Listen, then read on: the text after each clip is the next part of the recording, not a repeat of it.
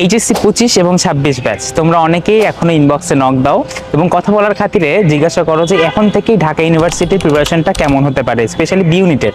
তোমরা এখন যারা মানবিকে আছো বা সায়েন্স থেকে ডেডিকেটেডভাবে সুইচ করতে চাচ্ছ, এইচএসসি 25-এর কিন্তু একটা খুবই ভালো উদ্যোগ দেখলাম যে তোমরা অনেকে এখন থেকেই সুইচ করে ফেলেছো।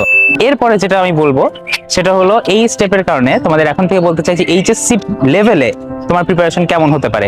আচ্ছা, এইচএসসি লেভেলে খুব বেশি অ্যাডমিশনের আমি যে খুব বেশি প্রিপারেশন নিয়েছিলাম ব্যাপারটা এরকম না। এইচএসসি তে তোমার বাংলা ইংলিশ যেটা আছে, বাংলা ফার্স্ট পেপার এবং English first paper. English first paper বলতে ইংলিশ ফর টুডে যে বইটা, এই ইংলিশ ফর টুডে বইটা থেকে তুমি যে তোমার ইউনিটগুলো সিলেবাস আছে এই ইউনিটগুলো কভার করে ফেলো, কারণ বি ইউনিটে কিন্তু এখান থেকে ডাইরেক্ট গ্রামাটিক্যাল প্রশ্ন আসতে পারে। তোমার কি আর ইউতে দেখবা যে কম্প্রিহেনশন আসে, এখান থেকে কিন্তু ডিরেক্ট কোশ্চেন আসতে পারে। আর বাংলা ফার্স্ট পেপার তো একদম গুরুত্ব বলে শেষ করা যাবে না, কারণ অর্ধেক প্রশ্নই দেখা যায় যে বাংলা নাটক, গল্প, উপন্যাস, গদ্য পদ্য যেগুলো আছে এগুলো থেকে আসে। সো ফার্স্ট অফ অল আমি বলবো যে এইচএসসি লেভেলের basic grammar, English for today, Bangla first paper, এবং তুমি যদি একটু আগায় রাখতে চাও বাংলা যে 9-10-এর যে গ্রামার বুকটা ছিল আমাদের বাংলা ব্যাকরণ, সেইটা তুমি একটু একটু করে পড়তে পারো, ঠিক আছে?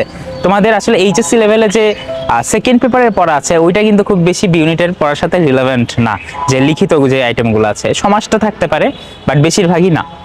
আর এখন থেকে যেটা করতে পারো সেটা হলো একটা জিকে বই কিনে রাখো, তুমি টপিকগুলো দেখো যে কি টপিক তোমাকে পড়তে হবে, বা তুমি একটা কোয়েশ্চেন ব্যাংক কিনে কোয়েশ্চেন ব্যাংকগুলো দেখতে পারো যে কোন টপিক থেকে পার্টিকুলারলি প্রশ্ন আসে। তোমাকে পড়তে হবে না, এটা এখন কিছুই করতে হবে না। 25-26 ব্যাচ যারা আছো পুরোপুরি এইচএসসির প্রস্তুতি নাও, যেহেতু এইচএসসি তোমাদের আর মাত্র 70 দিন মতো আছে 25 ব্যাচের।